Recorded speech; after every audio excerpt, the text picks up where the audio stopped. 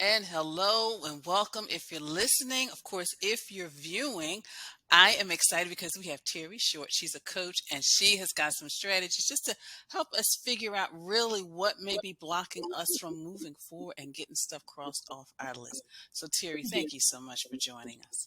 Oh, Janet, I'm thrilled to be here. So, Terry, my first question is, of course, what made you decide to become a coach? Because I've looked at your background, you've worked with physicians and senior leaders and managers. So, what made you decide to go down that path? I'm going to go with the universe made me do it. Yeah, it's an interesting question.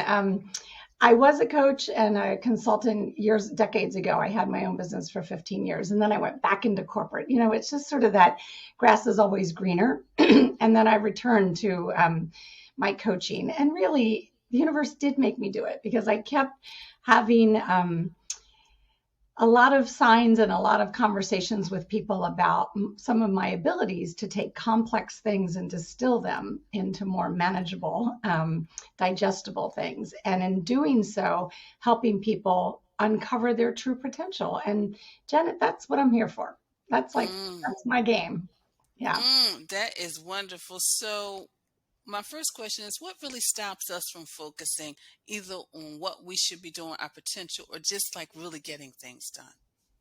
Ourselves. Okay. Yeah, you stop yourself, I stop myself. Yeah. So it's an inside job, right? And so that's what I mean by my desire to help people realize their full potential. That means peeling back the layers of what's keeping them stuck. And so when I say ourselves, prevent us, our perspective, anything that changes how we view things. So, for example, you have a fantastic site on Amazon of a list of lots of products and things that you endorse that people can do to get more uncluttered, right? Yeah. Using those things changes their perspective. And that's where the key is. That's how you step into a different zone and actually get things done. So, for example, about a week ago, I was up in Seattle and I had the opportunity to visit a cousin who has a 1 and a 3 year old, right? So craziness. And I went over to her house, and really what she wanted was help uncluttering the day to day that two toddlers create. But the difference was, so anybody can put away toys, right? That it wasn't about that. It was about creating an environment in her home that enabled her to get things done. So the straightening up and the putting things back in order opened up the possibility for her to get things done, even professionally, for her to get unstuck and get things done. So it's a perspective. So the short answer is changing our perspective is what opens up the possibility of looking at things differently and therefore getting more done. And it's interesting you say that because I was working with a client a relative she was taking care of full time recently passed. And it was just her changing the way she looked at all the stuff that was in the room. And it was amazing how, as we went on and on, she was like, I really don't need to keep this. I'm not going to use this. Somebody else who is also taking care of somebody could actually use some of these things. So you're right. It's our perception on things and whatever they look like and just kind of moving forward.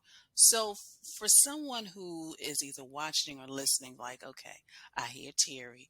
So how do I get started? Like what should I be doing? Because I definitely want to maybe spring clean, whether it's the calendar or their space, or it could be even just their life because so many people are going through changes in careers and things like that.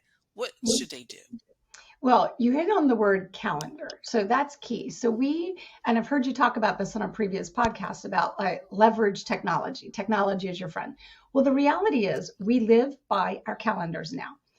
So the trick is to calendar the things that are priorities for us.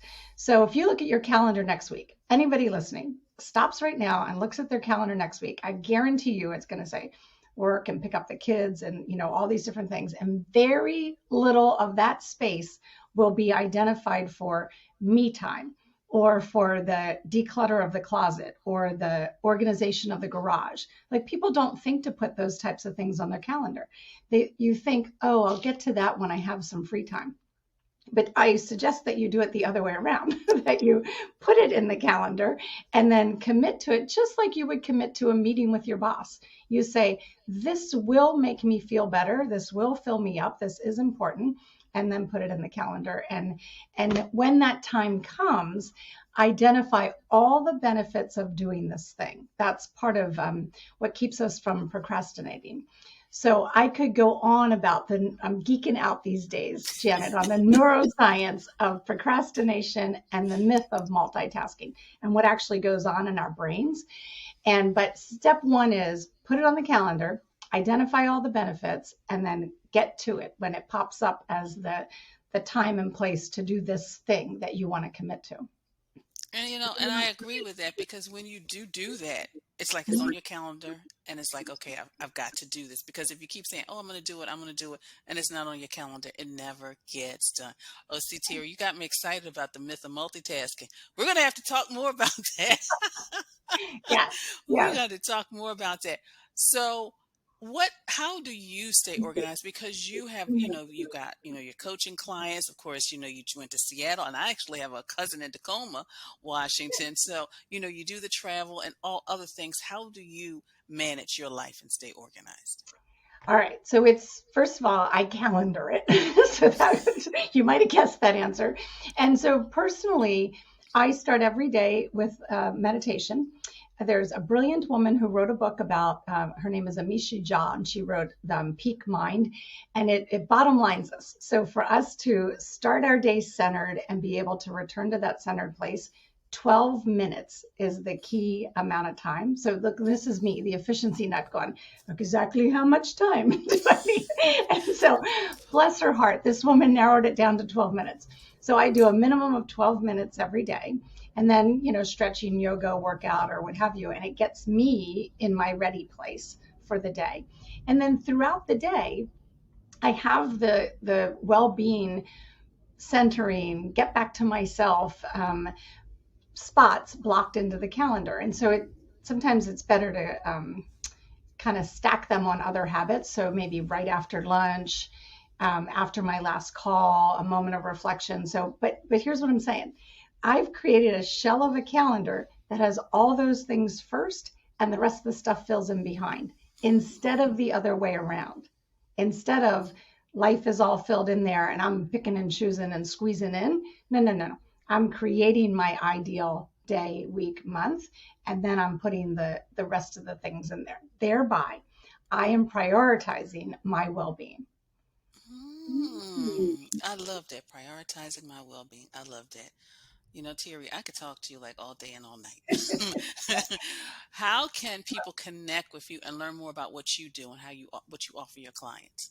Yeah, I'd love that because one of my most popular talks right now is how prioritizing well-being actually promotes productivity, right? So that's where I get back to the neuroscience, and we should talk about that another time and get to what I call FAST, focus, align, and single task. That's another way that I get things done, right?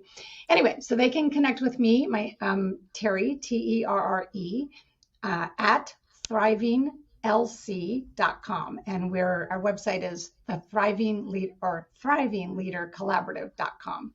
So lots of free resources. That calendar that I talked about, like the shell of the calendar, it's there as a visual and a prompt for people to be able to download and then make their own calendar as a reflection of that or whatever works best for them. And of course, I will have a direct link so you can connect with Terry and get that shell of a calendar. That's a great way. We're in the spring. That's a great way to kind of spring forward before we get to the 6 month mark. And we will have a really great strategy for our well-being in place. Terry, thank you so much. I am definitely going to ask that you return as a guest. Oh my goodness, there's so much stuff I want to talk to you about. But thank you so much for your time. Thank you, Janet. It's my pleasure.